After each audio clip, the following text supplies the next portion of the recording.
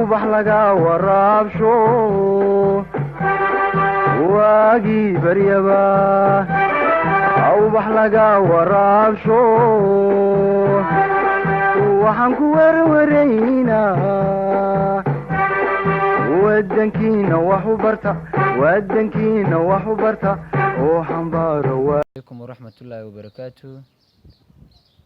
daawadayaasha qiimaha leh waa cashirkeena lixaad ee barashada aaladda scientific calculator cashirkeena lixaad maanta waxaan ku qaadan doonaa matrixka sida loo geliyo scientific-gan madowga ah ee la yiraahdo ms plus scientific calculator matrixka laba qayb oo kamid ah ayaan gelin doonaa cashirkeenan waa qaybta for operations ama afarta xisaabfal sida scientific-gan loo isticmaalo iyo transiposka sida loogu sameeyo cashirkeena xiga ayaan ku qaadan doonaa determinantiga iyo inverse okay markaan rabno scientific-gan inaan sameyno for operation aan ku qabano shaqadiisa ah waxaan taabanaynaa mode-kay okay scientific-gan soo daarina waxaan taabanaynaa mode-kay kadibna waan sii wadaynaa mode-kay ilaa ay ka soo baxdo matrix oo ah number 2 number 2 ayaan taabanaynaa kadibna scientific-ga inuu ka laabto hamoodin way ku dooran tahay shift 4 ayaa taabanaysaa kadib waxaa noo soo baxay saddexdan option oo kala ah dim haddaad cashirkii hore soo daawatay dim waxaan ku sheegnay xog cusub geli editna waxaa la yiraahdaa tii hore wax ka bedel ama edit gareey ka matrix intana waxay tahay xogtii aad soo gelisay meesha aad ka helaysid iyo jawaabta haddaad geeskan sii taabatid determinantiga haddii aad rabtid geeskan ayaa taabanaysaa number 1 adigoo dooran doono transible sidoo kale number 2 okay meeshayna hore nagu celi geeskan aan taabanaynaa xog cusub aan gelin rabnaa number 1 ayaan taabanaynaa kadibna matrix A matrix B iyo matrix C magac ula bax matrixka aad rabtid inaad ku shaqeeyid okay waxaan leenahay matrix A ayaan ula baxnay oo 1 ayaan dooranaynaa kadib waxaa noo soo baxday matrix A M and N M waa rowga N waa column-ka waxaan gelinaynaa marka orderkiisa waxaan taaban doonaa 2 equal 2 oo laga wado 2 by 2 okay matrix A 1 ayuu soo saaray waa rowga koobaad iyo column-ka koobaad ee matrix A sida caadiga waan gelinaynaa waa 2 equal kadibna rowgii koobaad column-kiisa labaad waa 3 kadibna rowgii labaad ayaa noo bilowday column-kiisa koobaad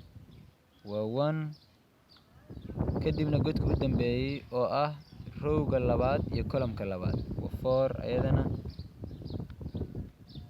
okay markuu sidaa noo soo saaro oo numberkii aan ka bilowno oo nagu soo celiyo waan dhammaynay waxaan taabanaynaa all clear key matrix A xog ayaa noogu kaydsan waxaan taabanaynaa shift 4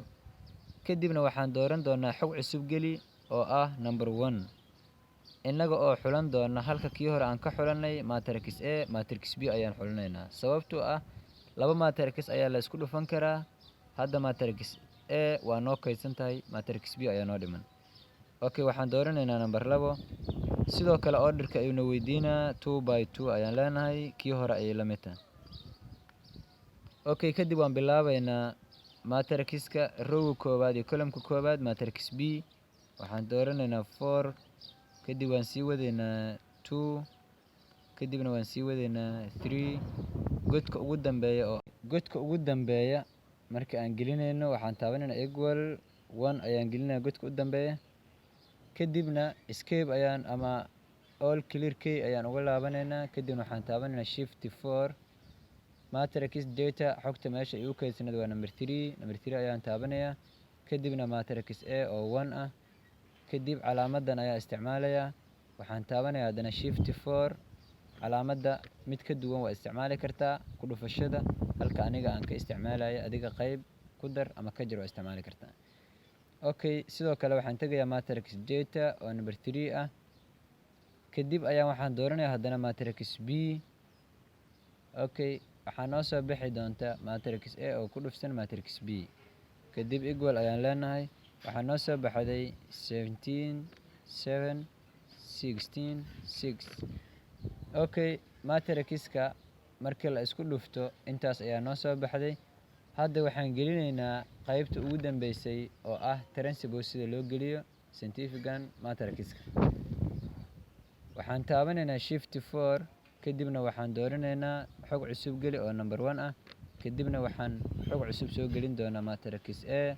Kadibna xogta cusub matrixku waxay noqonaysaa 2 by 2 sidii hore aan u soo gelinay waaye. Okay, halkan markaad joogtid waxaad gelinaysaa matrixkaaga waa 2 waa 3 1 iyo godka u dambeeya oo ah 4. Okay, marka intaan wada gelino waxaan taabanaynaa all clear key, waan ka laabanaynaa. Kadibna waxaan taabanaynaa shift 4. Kadibna waxaan taabanaynaa geeskan oo ay noo soo bixi doonto determinant iyo transpose. Waxaan dooranaynaa number 2 oo ay ku qoran tahay transpose. Okay, transpose markaan ku sameyno waxaan taabanaynaa shift kadibna waxaan taabanaynaa 4. Waxaan dooranaynaa matrixka data meesha ay noogu kaydsaneed oo number 3 ah. Matrix A ayaa xogta noogu kaydsaneed, matrix A ayaan taabanaynaa. Kadibna transpose oo lagu sameynayo matrix A equal ayaan leenahay. Waxaa noo soo baxday 2 1 3 4.